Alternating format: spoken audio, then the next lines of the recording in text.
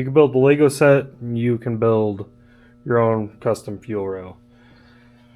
That just saved, I don't know, $200 by making it myself, and that's buying fittings, tees, the rail, and the really fancy drill bit.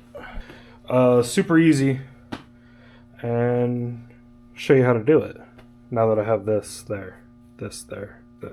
Measurements in head 1, done. Let's build the other side. Alright guys, so you're going to need your fuel rail bar stock. This was 2 feet. So I know that my rail is, my first one is 1 inch. That is where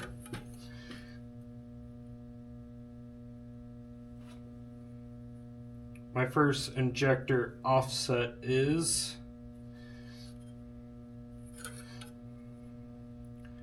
So, bam, 1 inch. Give it a little bit of this action. Bam, bam, 1 inch. Put it in this, and drill it up.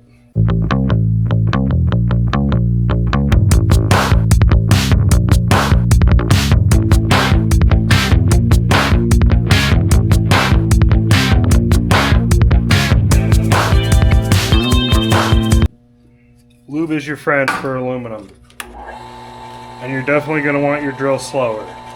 This is my slowest speed.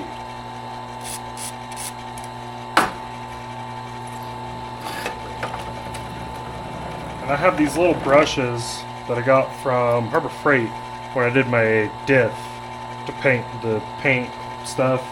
It works really good for knocking chips out and not putting your fingers there.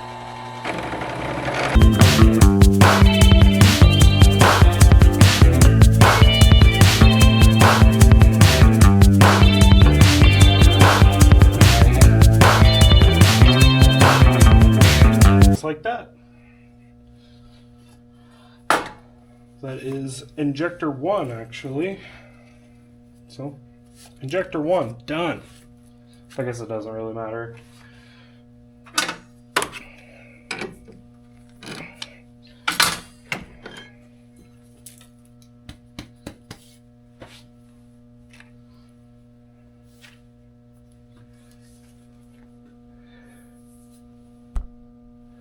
Look at it. There's some chips in the bottom, but pretty nice finish. Brand new drill bit. Lots of lube so we don't destroy it. And comes with a nice case.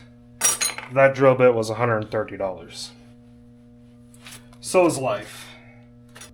Do another measurement. 4 3/4. Wait, is that 5/8?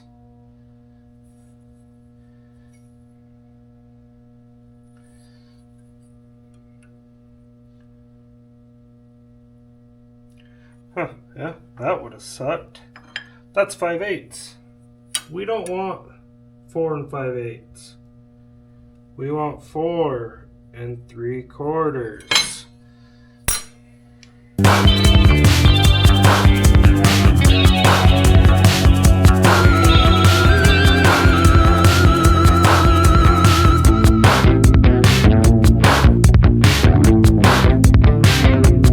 Perfect. Don't grab your swarf while it's spinning. Terrible idea.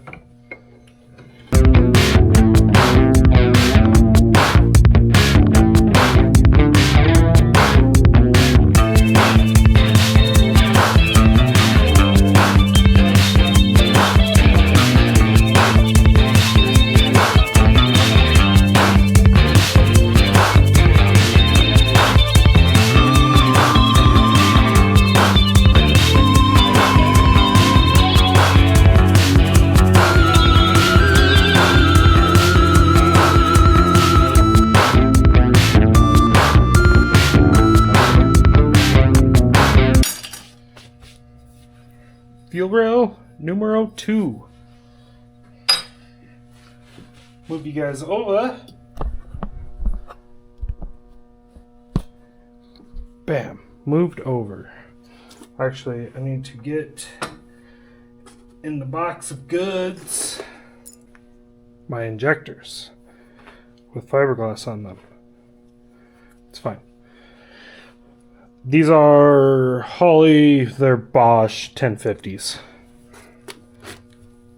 Going with 4 1050s.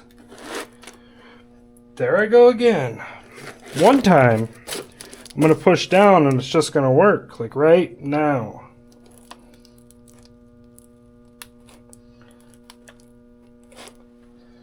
Told you. So the unfortunate part to all this is the rails came from one company. The rails and the bit came from one company. I had to buy these little doodad gizmos from a different company. I can't remember what else I bought from them. I think it was just these. These were flat expensive for really what they are. Like, I could have done without, well, I didn't need these. They're too short for my application. But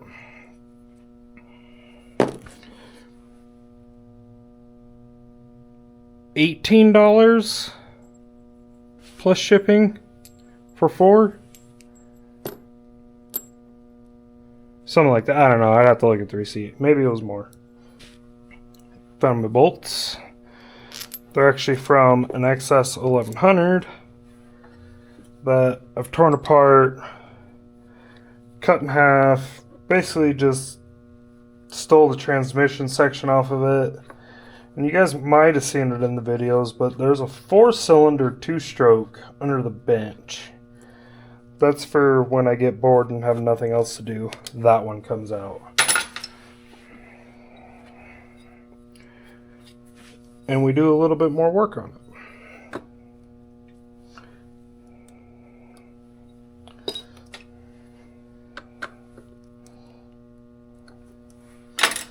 I'm not a huge fan of how this is set up, but we gotta do what we gotta do.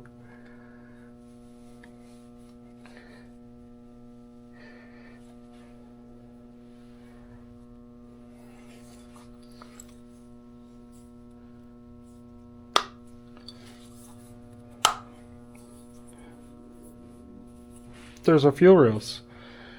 Just got to tap them, make a crossover. I do need to modify the shaft. It is 8mm. I just got to file in a D section on it. Get rid of those. And then these cross bolts.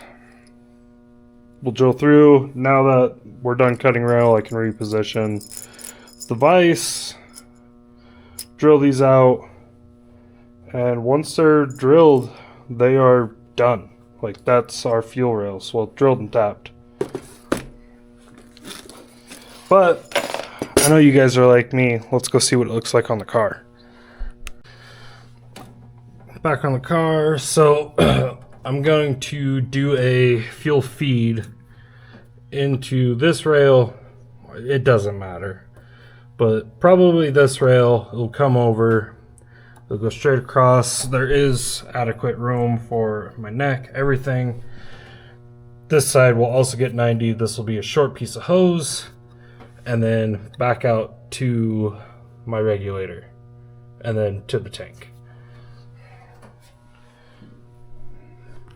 But she's coming along. Coming along. So with this, now I know how tall my spacers can be. I will go inside, probably tonight, go inside and submit this to SendCutSend, have them cut them out.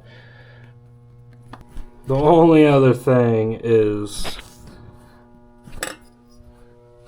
Bridgeport, spare motor, Bridgeport.